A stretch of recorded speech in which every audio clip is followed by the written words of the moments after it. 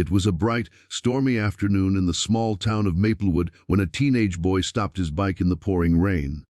Everyone else was rushing to get home, shielding themselves from the downpour, but this teen did something that caught the attention of every camera on the street. What he did for an old man that day not only changed one life, but set off a chain of events that the entire town would talk about for years. Before we dive into this heart-touching story, make sure to subscribe to our channel and turn on notifications, because the next story might just restore your faith in humanity.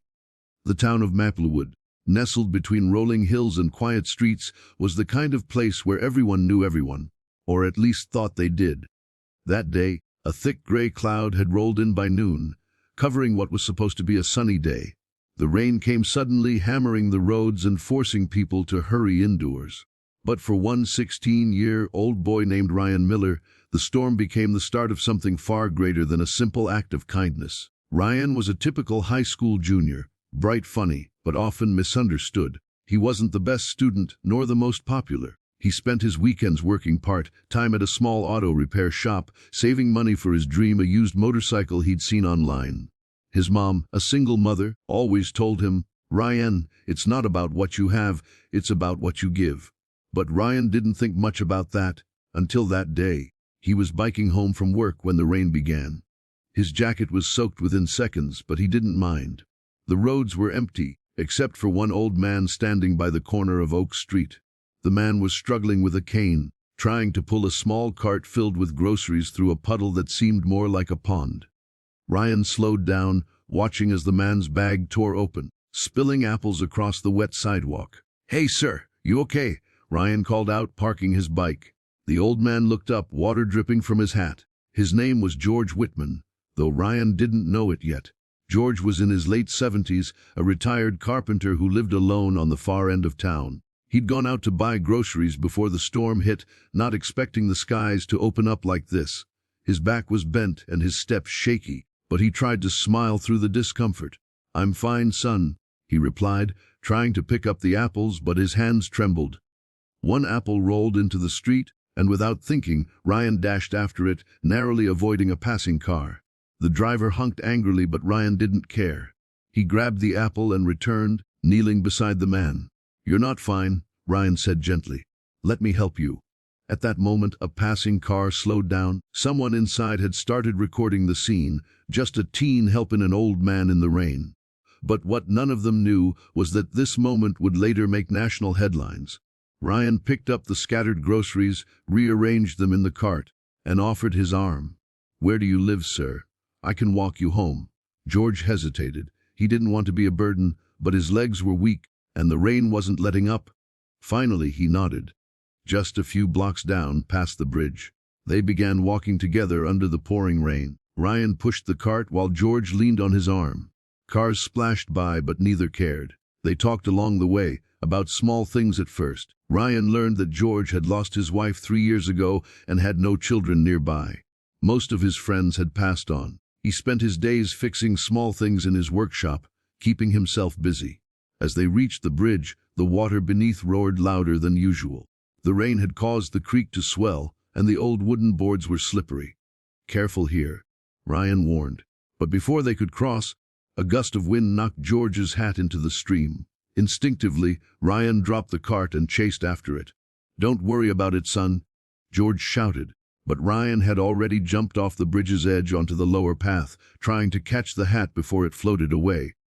He managed to grab it, completely drenched now. He laughed as he climbed back up, holding the soaked hat like a prize. "Can't lose this, right?"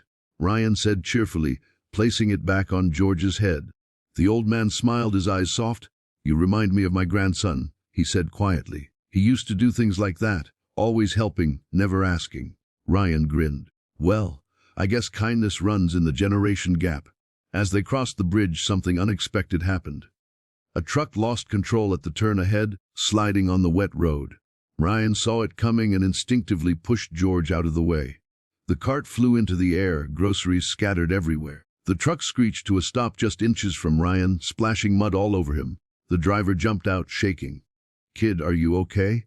Ryan nodded, brushing himself off. "Yeah, but your brakes might need checking," he joked.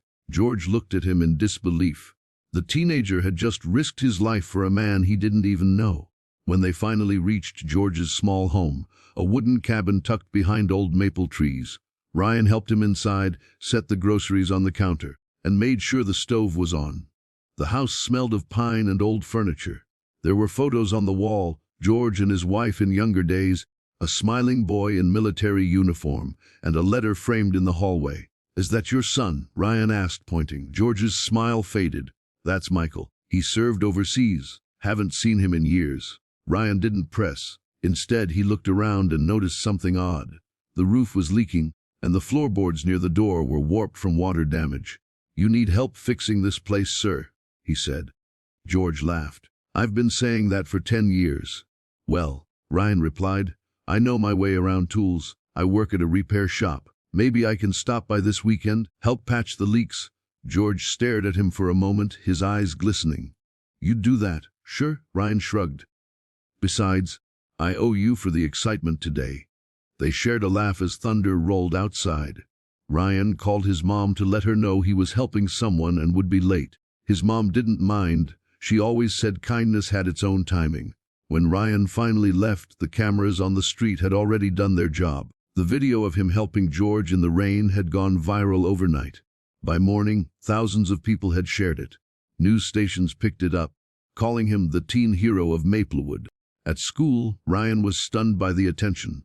Everyone who once ignored him suddenly wanted to talk to him. Reporters showed up at the auto shop asking for interviews. But Ryan didn't feel like a hero. "I just helped a guy," he kept saying. A few days later, Ryan returned to George's house with a toolbox.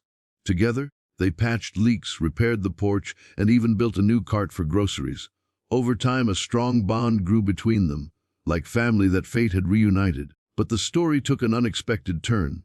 One afternoon, Ryan arrived at George's home only to find paramedics outside. Panic gripped him as he ran forward. "What happened?" he shouted. A neighbor explained that George had collapsed in his yard. Ryan's heart sank as he saw the old man being taken into the ambulance. At the hospital, Ryan sat beside George's bed. The old man smiled weakly. "Don't worry, son. It's just my heart acting up again. Happens every few years." Ryan stayed until late evening. Before leaving, George handed him a small wooden box.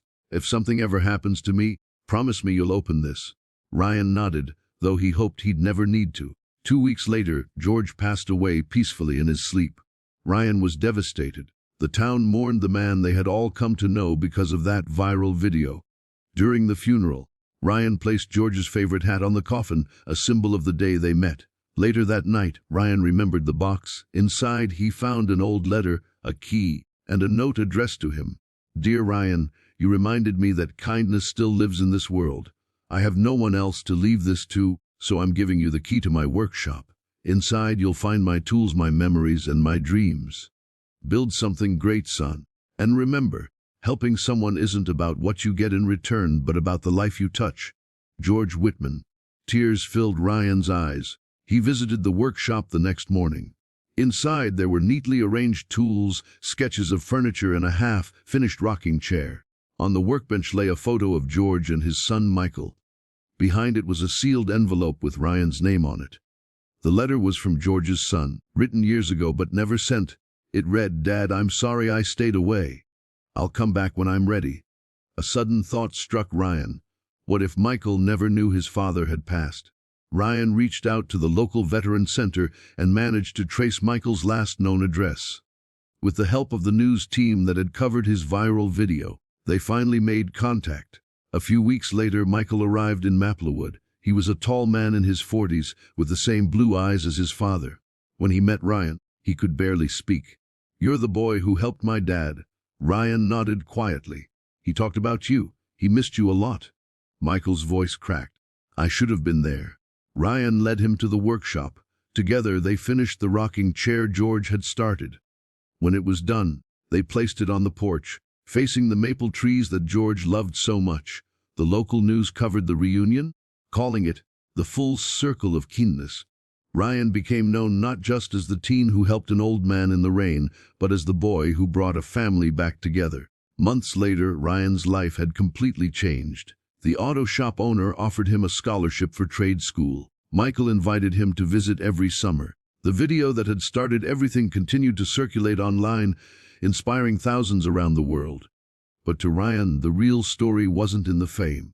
It was in the memory of an old man's smile, a hat saved from the river, and a lesson that would stay with him forever. He often visited George's grave, especially on rainy days, placing a single apple on the stone, just like the one that had rolled into the street the day they met. "Miss you, old man," he'd whisper, "and thank you for teaching me what really matters." The rain would fall softly, washing the streets clean again, just like it had that day when a simple act of kindness changed 2 lives forever. Kindness doesn't need an audience, it just needs a heart. Tell me, from which part of the country are you watching this story? Let's see how far kindness can travel today.